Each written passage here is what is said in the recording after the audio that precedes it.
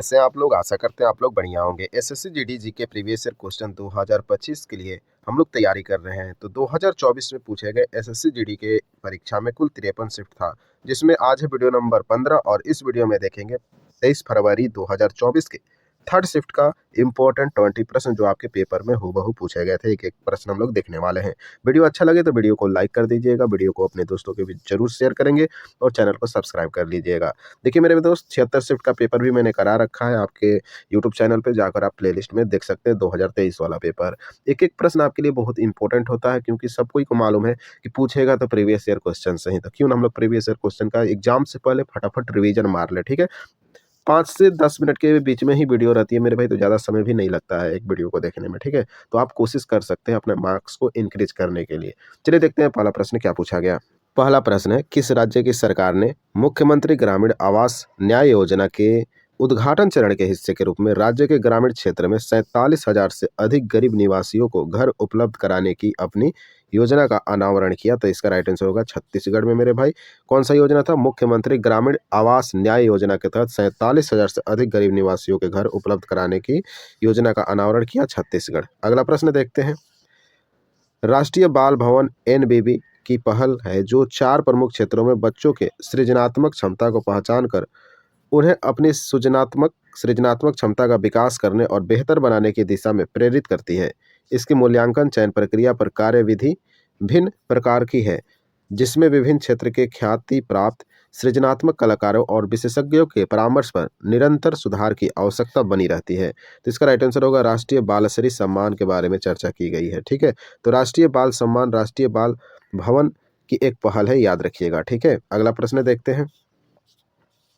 भारत में राज्यसभा यानी council of state का पीठासीन अधिकारी निम्नलिखित में से कौन होता है? तो ये होते हैं हमारे उपराष्ट्रपति, याद रखिएगा। ठीक है, तो भारत में राज्यसभा का पीठासीन अधिकारी कौन होते हैं? तो उपराष्ट्रपति। लोकसभा पूछता तो मेरे भाई क्या हो जाता? आप लोग कमेंट बॉक्स में बताओ। लोकसभा का पीठासीन कौन होता है? आप लोग कमेंट में बताओ तो देखिए किसको किसको याद है।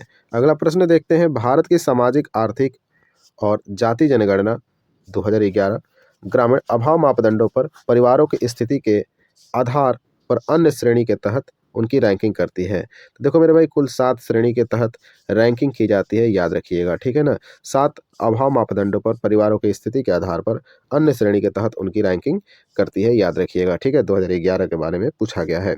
अगला प्रश्न पूछा गया कि 2011 की जनगणना के अनुसार भारत के किस केंद्र शासित प्रदेश का जनसंख्या घनत्व सबसे अधिक है? केंद्र शासित प्रदेश पूछा है, इसलिए हमारा राइट आंसर हो जाएगा राष्ट्रीय राजधानी क्षेत्र दिल्ली हो जाएगा। यही केवल राज्य पूछता और जनसंख्या घनत्व सबसे अधिक है तो वो है बिहार का। ये भी आपको साथ में याद रखना है, अगले पेपर में आने वाला है। तो राइट आंसर होगा राष्ट्रीय राजधानी क्षेत्र दिल्ली जो है केंद्र शासित प्रदेश है और यहाँ जनसंख्या घनत्व सबसे अधिक है। नेक्स्ट है, प्रथम राष्ट्रमंडल खेल कब आयोजित किए गए थे? तो प्रथम राष्ट्रमंडल खेल 1930 में हैमिल्टन कनाडा में आयोजित किए गए थे, याद रखिएगा। तो राइट आंसर होगा 1930। अगला प्रश्न पूछा गया, which one of the following statement regarding magnetic field is correct? इसका राइट आंसर होगा magnetic field lines are closed curve. तो हिंदी में अगर आप इस प्रश्न को जानना चाहेंगे तो स्क्रीन पर आपको दिख रहा होगा, निम्नलिखित में से कौन सा कथन चुंबकीय क्षेत्र के बारे में सही है? तो हमारा राइट आंसर क्या हो जाएगा? चुंबकीय क्षेत्र रेखाएं बंद वक्र होती हैं। तो राइट आंसर होगा magnetic field lines are closed curves, हमारा सही उत्तर है, याद रखेंगे। ठीक है ना, बढ़ते हैं अगले प्रश्न पे। अगला प्रश्न पूछा गया, मौर्य साम्राज्य के सम्राट अशोक के अनुयायी थे। जो सम्राट अशोक है वो किसके अनुयायी थे? तो बौद्ध धर्म के अनुयायी थे। वेरी वेरी सिंपल प्रश्न पूछा गया। बढ़ते हैं अगले प्रश्न पे। अगला प्रश्न पूछा गया, भारत की निम्नलिखित में से किस पंचवर्षीय योजना का उद्देश्य भारत को आत्मनिर्भर और स्व उत्पादक अर्थव्यवस्था बनाया था? तो यह है तृतीय पंचवर्षीय योजना, याद रखिएगा। ठीक है ना, तो भारत की तृतीय पंचवर्षीय योजना का उद्देश्य था कि भारत को आत्मनिर्भर और स्व उत्पादक अर्थव्यवस्था बनाना था। इसका पीरियड क्या था? तो 1961 से लेकर 66 तक, ये भी आपको ध्यान में रखेंगे। ठीक है ना, अगला प्रश्न देखते हैं।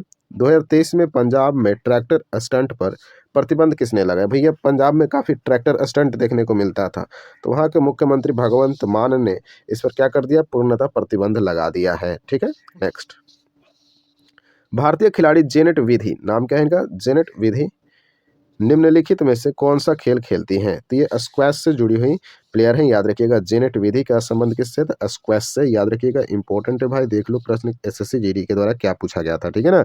अगला प्रश्न देखते हैं।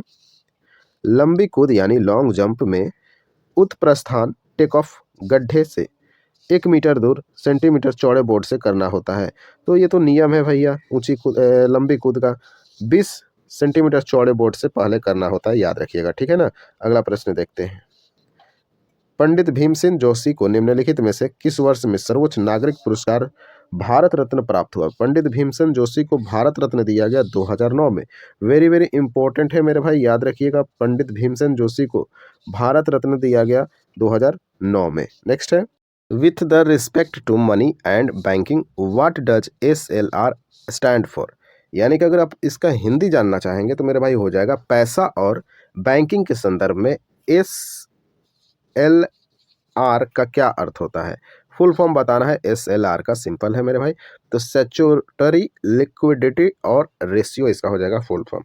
अगर आप इसका हिंदी जानना चाहते हैं तो सांविधिक तरलता अनुपात SLR का फुल फॉर्म होता है, ठीक है ना। आगे बढ़ते हैं। अगला प्रश्न है कि निम्नलिखित में से किस शास्त्रीय नृत्य शैली का संबंध केरल से है? इसका राइट आंसर होगा मोहिनी अट्टम। कथकली भी ऑप्शन में रहता और मोहिनी अट्टम भी रहता तो दोनों हो जाता मेरे भाई, क्योंकि दोनों केरल का है। कथक जो है कहाँ का है, ओडिसी कहाँ का है और सत्रिया कहाँ का है, कमेंट बॉक्स में आप बताने का कोशिश करेंगे, ठीक है। नेक्स्ट है, भारत में किस धार्मिक आयोजन के दौरान भक्त गंगा नदी में यह विश्वास करते हुए पवित्र डुबकी लगाते हैं कि इससे उनके पाप धुल जाएंगे और नदी के किनारे विभिन्न अनुष्ठान करते हैं? इसका सही उत्तर होगा कुंभ मेला। अभी लगा हुआ है प्रयागराज में मेरे भाई, तो जिनको भी जाना है स्नान करने वो जा सकते हैं।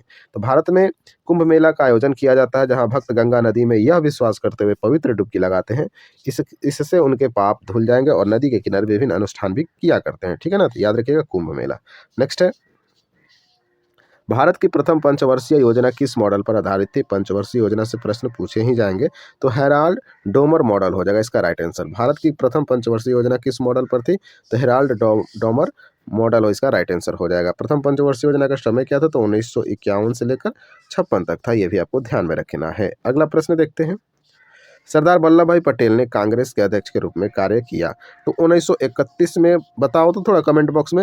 ये जो अध्यक्षता किया था सरदार वल्लभ भाई पटेल ने, ये कहाँ हुआ था कांग्रेस अधिवेशन, ये आपको कमेंट बॉक्स में छाप देना है मेरे भाई, ठीक है ना। आपका एग्जाम है तो आप कोशिश करो कि आप ज़्यादा से ज़्यादा प्रश्नों का उत्तर देने का ट्राई कर सकते हो, ठीक है ना। तो 1931 इसका राइट आंसर हो जाएगा।